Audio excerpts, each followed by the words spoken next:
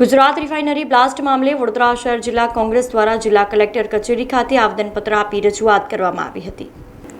2 દિવસ અગાઉ વડોદરા શહેર નજીક કોયલી ખાતે ગુજરાત રિફાઇનરીમાં IOCLમાં થયેલ બ્લાસ્ટ અને આગની દુર્ઘટના મામલે વડોદરા શહેર જિલ્લા કોંગ્રેસ દ્વારા આજે વડોદરા જિલ્લાની નવી કલેક્ટર કચેરી ખાતે નિવાસી કલેક્ટરને આવેદનપત્ર આપી રજૂઆત કરવામાં આવી હતી, જેમાં ગુજરાત રિફાઇનરી બ્લાસ્ટમાં તમામ જવાબદાર અધિકારીઓ સામે કાયદાકીય કાર્યવાહી કરી સસ્પેન્ડ કરવામાં આવે તેવી માંગ કરવામાં આવી હતી।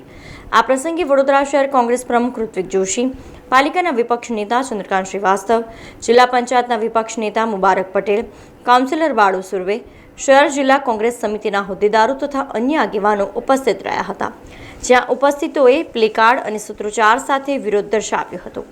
આ દરમિયાન ગુજરાત રિફાઇનરી બ્લાસ્ટમાં મૃત્યુ પામેલા કોન્ટ્રાક્ટરના 2 કર્મચારીઓને 2 મિનિટનું મૌન પાડી શ્રદ્ધાંજલિ અર્પિત કરવામાં આવી હતી। દુર્ઘટના બની એના કયા અધિકારીઓ સામે શું પગલાં લેવામાં આવ્યા, કેમ કાયદેસરની કાર્યવાહી કરવામાં નથી આવી, કેમ પોલીસ કેસ દાખલ કરવામાં નથી આવ્યો, કેમ એનજીટીને તપાસ સોંપવામાં નથી આવી, શું આ લોકો બંધ બારણે આમાં ઢાંક પીછડો કરવા માંગે છે?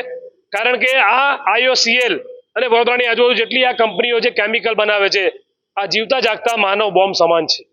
અને ત્યારે 11 તારીખે જ્યારે બ્લાસ્ટ થયો બે ટેન્કમાં, અને બંને ટેન્કમાં બ્લાસ્ટ થયા પછી જ્યારે એને એ આગને કાબૂમાં લાવવા માટે આજુબાજુ જિલ્લામાંથી આપણે ફાયર સેફટીની ગાડીઓ બોલાવી પડી। એનો મતલબ કે વડોદરા શહેર પાસે એટલા સંસાધનો નથી। 25 લાખની વસ્તી આ વડોદરા શહેરની, અને એની અંદર એની સામે ફાયર બ્રિગેડ અને આ બધા સંસાધનો કશું જ નથી। ભગવાન ભરોસે આપણને મૂક્યા છે।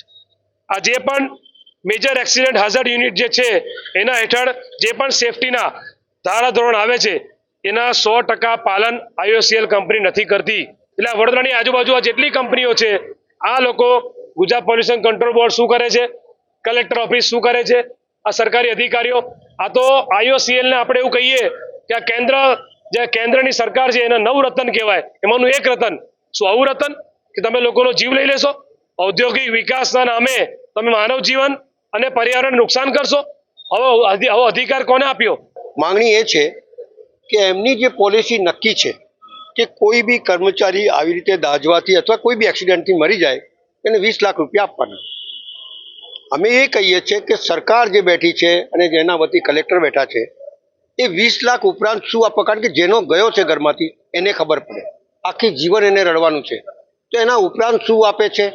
એમના સગાવાળાને નોકરી આપે છે, બીજા વધારાના પૈસા રાજ્ય સરકાર આપે છે, સેફટીના સાધનો નથી એ બી હકીકત સામે આવી ગઈ છે, એ બી દેખાઈ રહ્યું છે, ચોરીઓ થાય છે, નહીં ચોરીઓ થાય છે, આ બધું પેપરમાં આયા જ કરે છે, કેમિકલની ચોરીઓ થાય છે, આની ચોરીઓ થાય છે। તો આટલા બધા ચોરીઓ અથવા આટલા બધા બનાવની અંદર લોકો મરી ગયા તો સરકાર કાયમ એવું કહે છે કે અમે ઇન્કવાયરી કરાવીશું। તો આટલી બધા માણસો મરી ગયા, બધામાં તમે એવું કીધું છે કે ઇન્કવાયરી કરાવીશું, તો આજે અમને બતાડો કે કેટલી ઇન્કવાયરી કરાઈ છે અને ઇન્કવાયરી પછી લોકોને શું આપ્યું છે। એ બધી રજૂઆત અમે કરી છે, આવેદનપત્ર આપ્યું છે સરકાર પાસે। અમે જેટલા પણ ઇન્કવાયરી તમે કીધી છે એ ઇન્કવાયરીનો જવાબ માંગવા માટે આવ્યા છે, અને આ વ્યક્તિ જે મરી ગયા છે એના માટે તમે શું કરવા માંગો છો? રાજ્ય સરકારની જવાબદારી બને છે કે દરેક વ્યક્તિને હિફાજત કરે, એના માટે એનો જીવ ના જાય એ પ્રમાણેની વ્યવસ્થા કરે। એવી કોઈ વ્યવસ્થા કરી છે કે નહીં? એ બધી માંગણીઓ સાથે અમે આવેદનપત્ર આપ્યા છે અને સરકાર પાસે હિસાબ માંગીએ છીએ કે તમે શું કર્યું છે। સમાચારોના સતત અપડેટ માટે TNN ન્યૂઝને YouTube પર સબસ્ક્રાઇબ કરી બેલ આઇકોન પ્રેસ કરો અને અમારી સાથે જોડાયેલા રહો Facebook, Instagram અને Twitter ઉપર।